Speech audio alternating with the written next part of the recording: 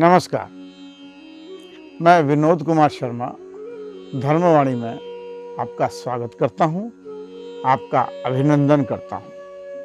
प्रिय साथियों, आपने अभी तक पिछले श्लोकों में कर्तव्य कर्म का पालन नहीं करने वालों की निंदा सुनी। भगवान ने उनको चोर कहा। अगले श्लोकों में भगवान कर्तव्य कर्म करने वालों और न करने वालों के पाप और पुण्य के संदर्भ में बताया है। 13वां श्लोक इस प्रकार है। यज्ञ शिष्टानिष्ण संतो मुच्यन्ते सर्व कल्विषे भुंजते ते त्वघम पापा ये पंचत्यात्म कारणात्। जिसका अर्थ है यज्ञ से बचे हुए अन्न को खाने वाले श्रेष्ठ पुरुष सब पापों से मुक्त हो जाते हैं, और जो पापी लोग अपना शरीर पोषण करने के लिए ही अन्न पकाते हैं वो तो पाप को ही खाते हैं। The virtuous who partake of what is left over after sacrifice are absolved of all sins. Those sinful ones who cook for the sake of nourishing their bodies along partake on sin only. Adgadanand जी महाराज ने इसकी व्याख्या इस प्रकार की है कि जब कोई व्यक्ति देवी संपदा, कौन सी देवी संपदा जिसका वर्णन गीता के 16वें अध्याय में किया गया है, उन देवी संपदाओं को प्राप्त करने की साधना करता है और आसुरी संपदाओं को त्यागने का यत्न करता है, उसके बाद यानी कि आसुरी संपदाओं का त्याग करने के बाद जो देवी संपदा बचती है उसको धारण करने वाले ही पापों से मुक्त हो जाते हैं। और जो आसुरी शक्ति को धारण किए रहते हैं उनके किसी भाग को धारण किए रहते हैं तो वे पुण्य को प्राप्त नहीं करते हैं। जैसे आपने भजन किया, साधना को समझा और उसकी ओर अग्रसर भी हुए, किंतु आराधना के बदले में एक मीठी सी चाह पैदा हो गई कि इस शरीर के लिए और इस शरीर के संबंधों को लेकर कुछ तो मिले, तो उसे आराधना के बाद वह तो मिल जाएगा, किंतु उसके भोगों के पश्चात फिर वही शून्य पे खड़ा हो जाएगा जहां से उसने चलना आरंभ किया था। इस प्रकार यह ध्यान रखने योग्य बातें हैं कि इस शरीर के भोगों के लिए जो भी वस्तु है आप इस संसार में उसे प्राप्त करेंगे तो वह नष्ट होगी ही। जय दयाल जी गोयनका साहब ने इसकी व्याख्या इस प्रकार की है कि यहाँ यज्ञ शब्द के द्वारा प्रधान रूप से पंच महायज्ञ समझना चाहिए। भगवान उन सभी शास्त्रीय सभी कर्मों की बात कहते हैं जिनकी क्रियाओं के संपादन से होने वाले हैं। सृष्टि कार्य के सुचारू रूप से संचालन में और सृष्टि के जीवों का भली भांति भरण पोषण होने में 5 श्रेणियों के प्राणियों का परस्पर संबंध है। देवता, पितर, ऋषि, मनुष्य और अन्य प्राणी, इन 5 के सहयोग से ही सबकी पुष्टि होती है।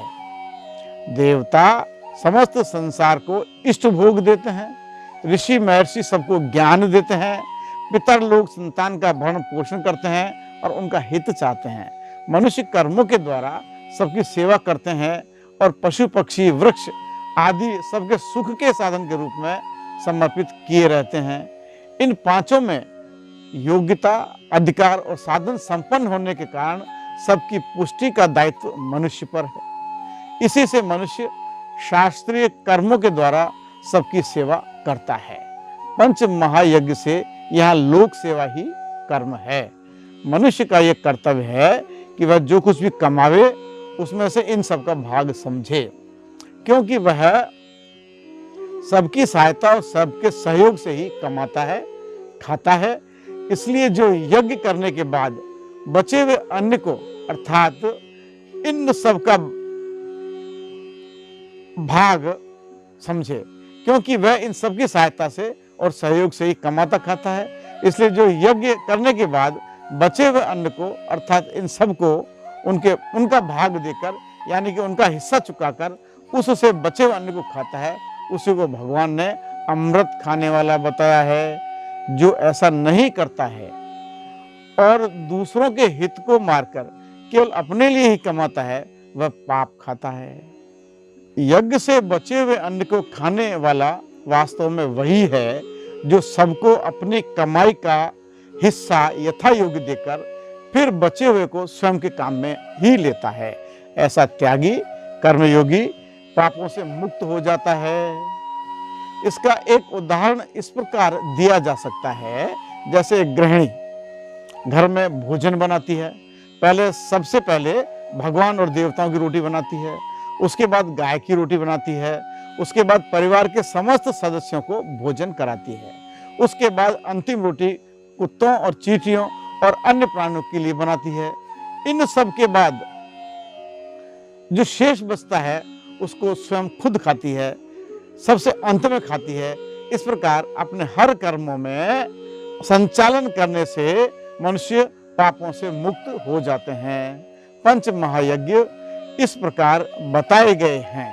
शास्त्रों का पठन पाठन यह ब्रह्म यज्ञ है या ऋषि यज्ञ है। हवन जो करते हैं वह देव यज्ञ है। अतिथि की जो सेवा करते हैं वह मनुष्य यज्ञ है। श्राद्ध और तर्पण करते हैं वह पितृयज्ञ है। प्राणी मात्र के लिए जो आहार देते हैं वह भूत यज्ञ है। यह पंच महायज्ञ हैं, इनको सभी प्राणियों को करना चाहिए। राम सुखदास जी महाराज इसकी व्याख्या इस प्रकार करते हैं, मनुष्यों में या हमारे में जो कुछ भी विशेषता है वह दूसरों के लिए है, अपने लिए नहीं है। अगर सभी मनुष्य ऐसा करने लगे तो कोई भी बंधन में नहीं रहेगा, सब मुक्त हो जाएंगे। मिली हुई वस्तु को दूसरे की सेवा में लगा दिया तो अपने घर का क्या खर्च हुआ, मुफ्त में कल्याण होगा। इसके सिवाय मुक्ति के लिए और कुछ करने की जरूरत ही नहीं है। जितना हमारे पास है उसी को सेवा में लगाने की जिम्मेदारी हमारी है, उससे अधिक की जिम्मेदारी है ही नहीं, उससे अधिक मनुष्य कर सकता भी नहीं है। अपने पास जितनी वस्तु योग्यता और सामर्थ्य है उतनी पूरी सेवा में खर्च करेंगे तो कल्याण भी पूरा ही होगा।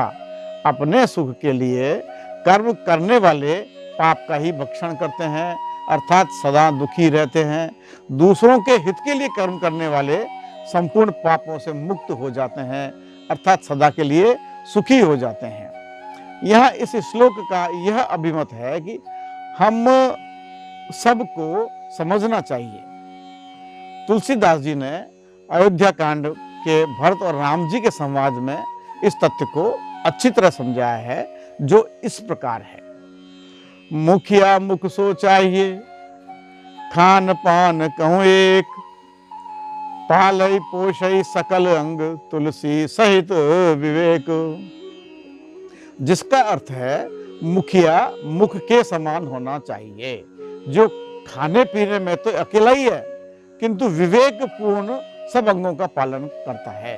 इसी तरह मनुष्यों को अपने कर्म करना चाहिए। यहाँ विवेक शब्द का आप बहुत गहराई से अध्ययन करें, मनन करें तो आप इसको अथाह गहराई इस शब्द में आप पढ़िए। अगला है, सेवक कर पद नयन से, मुख सो साहिब होए, तुलसी प्रीत की रीत सुने, सो कवि सरा रही सोए। भरत जी ने श्री राम जी से कहा कि सेवक को हाथ पैर और नेत्रों के समान होना चाहिए, स्वामी को मुख के समान होना चाहिए। तुलसीदास जी कहते हैं कि सेवक और स्वामी की ऐसी प्रीति को सुनकर सुकवि उनकी सराहना करते हैं। इस प्रकार मनुष्य अपने ऊपर आश्रित सभी प्राणियों का ध्यान रखकर उसका सेवक करना चाहिए, यही यज्ञ करने का अर्थ है। इस प्रकार जो कुछ गीता कहती है वही श्री रामचरितमानस कहता है। साधकों, पढ़ते रहिए गीता और रामचरितमानस। यदि आपको एपिसोड पसंद आया हो तो कृपया अपने दोस्तों को भेजें, इसे लाइक करें, सब्सक्राइब करने को कहें। जय श्री राम। याद रहे हमारा नारा, गीता मानस की वाणी घर घर पहुंचानी।